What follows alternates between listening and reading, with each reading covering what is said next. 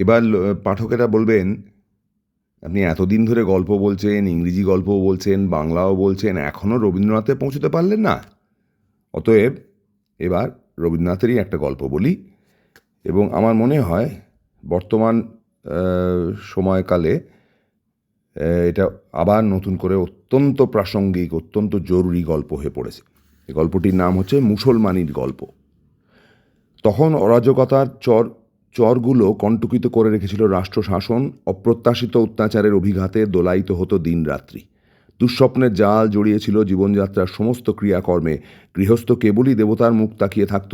অপদেবতার কাল্পনিক আশঙ্কায় মানুষের মন থাকত আতঙ্কিত। মানুষ হোক আর দেবতাই হোক, কাউকে বিশ্বাস করা কঠিন ছিল। কেবলই চোখের জলের দোহাই পাড়তে হতো। শুভকর্ম ও অশুভ কর্মের পরিণামের সীমারেখা ছিল ক্ষীণ।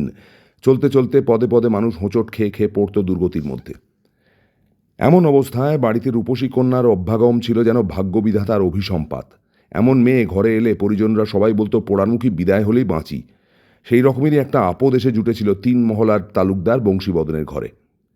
কমলা ছিল সুন্দরী, তার বাপ মা গিয়েছিল মারা, সেই সঙ্গে সেও বিদায় নিলেই পরিবার নিশ্চিন্ত হতো।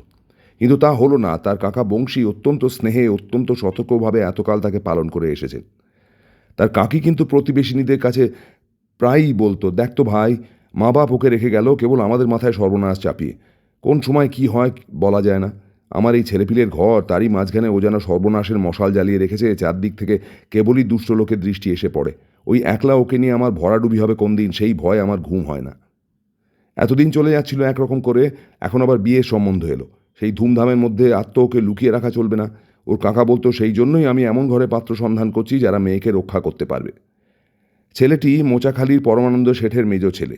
অনেক টাকার তবিল চেপে বসে আছে, বাপ মরলেই তার চিহ্ন পাওয়া যাবে না। ছেলেটি ছিল বেজায় শৌখিন। বাজ পাখি উড়িয়ে, জুয়ো খেলে, বুলবুলের লড়াই দিয়ে খুব বুক ঠুকেই টাকা ওড়াবার পথ খোলসা করেছিল।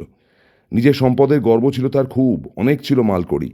মোটামুটি ভোজপুরি পালোয়ান ছিল মোটা মোটা ভোজপুরি পালোয়ান ছিল, সব বিখ্যাত লাঠিয়াল। সে বলে বেড়াতো সমস্ত তল্লাটে কোন ভগ্নিপতির পুত্র আছে যে ওর গায়ে হাত দিতে পারে। মেয়েদের সম্বন্ধে সে ছেলেটি বেশ একটু শৌখিন ছিল। তার এক স্ত্রী আছে, আরেকটি নবীন বয়সের সন্ধানে সে ফিরছে। কমলার রূপের কথা তার কানে গেল। শেঠ বংশ খুব ধনী, খুব প্রবল, ওকে ঘরে নেবে, এই হলো তাদের পণ। কমলা কেঁদে বলল, কাকামণি, কোথায় আমাকে ভাসিয়ে দিচ্ছ? তোমাকে রক্ষা করবার শক্তি থাকলে চিরদিন তোমাকে বুকে করে রাখতুম, জানো তো মা। বিবাহের সম্বন্ধ যখন হলো তখন ছেলেটি খুব বুক ফুলিয়ে এলো আসরে। বাজনাবাদ্যি সমারোহের অন্ত ছিল না। কাকা হাত জোড় করে বলল, বাবাজি, এত ধুমধাম করা ভালো হচ্ছে না, সময়টা খুব খারাপ। শুনে সে আবার ভগ্নিপতির পুত্রদের আস্পর্ধা করে বলল, দেখা যাবে কেমন সে কাছে ঘেঁষে। কাকা বললে, বিবাহ অনুষ্ঠান পর্যন্ত মেয়ের দায় আমাদের, তারপর মেয়ে এখন তোমার, তুমি ওকে নিরাপদে বাড়ি পৌঁছবার দায় নাও। আমরা এ দায় নেবার যোগ্য নই, আমরা দুর্বল। ও বুক ফুলিয়ে বলল, কোনো ভয় নেই। ভোজপুরি দারোয়ানরা গোঁপ চাড়া দিয়ে দাঁড়ালে সব লাঠি হাতে। কন্যা নিয়ে চললেন বর সেই বিখ্যাত মাঠের মধ্যে, তালতড়ির মাঠ। মধুমল্লা ছিল ডাকাতের সর্দার। সে তার দলবল নিয়ে রাত্রি যখন 2 প্রহর হবে মশাল জ্বালিয়ে হাঁক দিয়ে এসে পড়ল। তখন ভোজপুরীদের বড় কেউ বাকি রইল না। মধুমল্লা ছিল বিখ্যাত ডাকাত, তার হাতে পড়লে পরিত্রাণ নেই। কমলা ভয় চতুর্দোলা ছেড়ে ঝোপের মধ্যে লুকোতে যাচ্ছিল। এমন সময় পিছনে এসে দাঁড়ালো বৃদ্ধ হবির খাঁ। তাকে সবাই পয়গম্বরের মতোই ভক্তি করত। হবির সোজা দাঁড়িয়ে বলল, বাবা সকল, তফাৎ যাও, আমি হবির খাঁ। ডাকাতরা বলল, খাঁ সাহেব, আপনাকে তো কিছু বলতে পারবো না, কিন্তু আমাদের ব্যবসা মাটি করলেন কেন? যাই হোক, তাদের ভঙ্গ দিতেই হলো। হবির এসে কমলাকে বলল, তুমি আমার কন্যা, তোমার কোনো ভয় নেই, এখন এই বিপদের জায়গা থেকে চলো আমার ঘরে। কমলা অত্যন্ত সংকুচিত হয়ে উঠল। হবির বললে, বুঝেছি, তুমি হিন্দু ব্রাহ্মণের মেয়ে, মুসলমানের ঘরে যেতে সংকোচ হচ্ছে। কিন্তু একটা কথা মনে রেখো, যারা যথার্থ মুসলমান তারা ধর্মনিষ্ঠ ব্রাহ্মণকেও সম্মান করে। আমার ঘরে তুমি হিন্দু বাড়ির মেয়ের মতোই থাকবে। আমার নাম হবির খাঁ, আমার বাড়ি খুব নিকটে, তুমি চলো, তোমাকে আমি নিরাপদে রেখে দেব। কমলা ব্রাহ্মণের মেয়ে, সংকোচে কিছুতেই যেতে চায় না।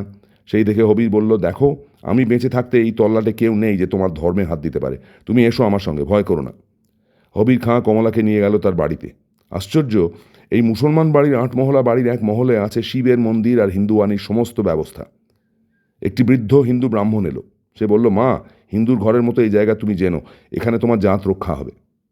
কমলা কেঁদে বলল, দয়া করে কাকাকে খবর দাও, তিনি নিয়ে যাবেন।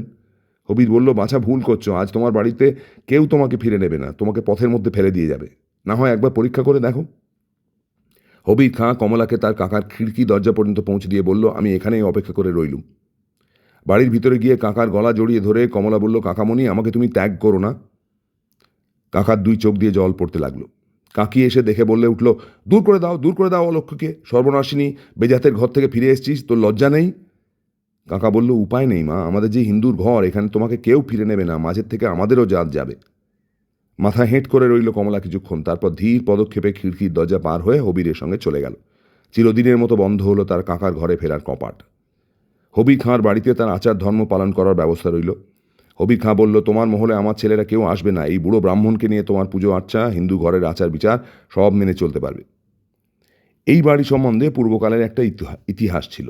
এই মহলকে লোকে বলতো রাজপুতানির মহল। পূর্বকালের নবাব এনেছিলেন রাজপুতের মেয়েকে, কিন্তু তাকে তার জাত বাঁচিয়ে আলাদা করে রেখেছিলেন। সে শিব পূজা করত, মাঝে মাঝে তীর্থ ভ্রমণেও যেত। তখনকার অভিজাত বংশীয় মুসলমানেরা ধর্মনিষ্ঠ হিন্দুকে শ্রদ্ধা করত। সেই রাজপুতানি এই মহলে থেকে যত হিন্দু বেগমদের আশ্রয় দিত, তাদের আচার বিচার থাকতো অক্ষুণ্ণ। শোনা যায় এই হবির খাঁ সেই রাজপুতানির পুত্র। যদিও সে মায়ের ধর্ম নেয়নি, কিন্তু সে মাকে পুজো করত অন্তরে। সে মা তো এখন আর নেই, কিন্তু তার স্মৃতিরক্ষাকল্পে এইরকম সমাজ বিতাড়িত অত্যাচারিত হিন্দু মেয়েদের বিশেষভাবে আশ্রয় দান করার ব্রত তিনি নিয়েছিলেন। কমলা তাদের কাছে যা পেল তা সে নিজের বাড়িতে কোনোদিন পায়নি।